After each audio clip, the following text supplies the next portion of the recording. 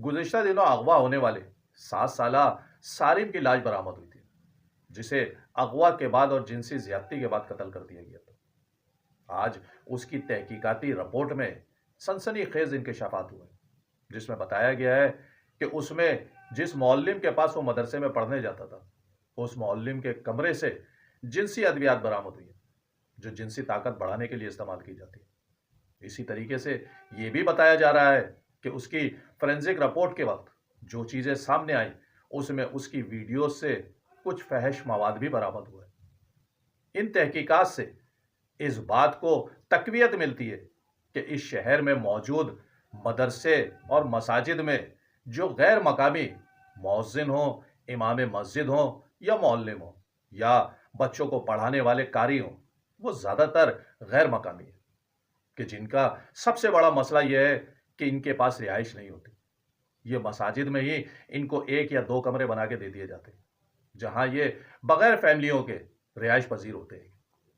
تو میری اہل کراچی سے یہ درخواست ہے کہ آپ اپنے علاقے کے منتخب نمائندوں، علاقے کے ایس ایچ او پر مشتمل ایک کمیٹی تشکیل دیں، جو اس بات کو انشور کرے کہ آپ کی مساجد کے اندر، آپ کے مدارس کے اندر موجود جتنے بھی پڑھانے والے لوگ ہیں، چاہے وہ امام مسجد ہوں، چاہے مؤذن ہوں اور چاہے قاری یا معلم ہوں، اس بات کو انشور کرے کہ وہ وہاں پر اپنی فیملی کے ساتھ رہائش پذیر ہوں۔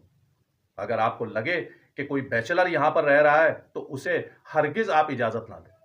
کیونکہ ایسے واقعات روزانہ کی بنیاد پر ہوتے ضرور ہیں لیکن رپورٹ نہیں ہوتے،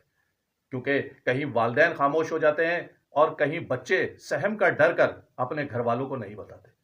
اور اگر کہیں رپورٹ بھی ہو جائے تو علاقہ پولیس اس چیز کو نظر انداز کرتی ہے۔ تو لہٰذا آپ سے درخواست ہے کہ اس تحقیقاتی رپورٹ کے بعد آپ لوگ علاقے پر مشتمل ایسی کمیٹیاں تشکیل دیں کہ جس کے اندر اس بات کو یقینی بنایا جا سکے کہ ان کی فیملیز ان کے ساتھ ان کے گھروں کے اندر موجود ہوں، ان کو بیچلر کسی صورت رہنے کی اجازت نہ دیں۔ لہٰذا کراچی والے اس بات کو یقینی بنائیں کہ اپنے منتخب نمائندوں اور علاقہ ایس ایچ او کے ساتھ مل کر ایسی کمیٹیاں تشکیل دیں کہ جہاں پہ اس بات کو یقینی بنایا جا سکے کہ آپ کی مساجد اور مدارس کے اندر موجود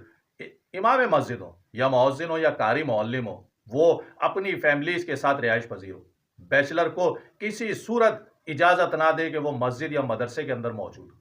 کیوں؟ کیونکہ یہ آپ کے بچوں کی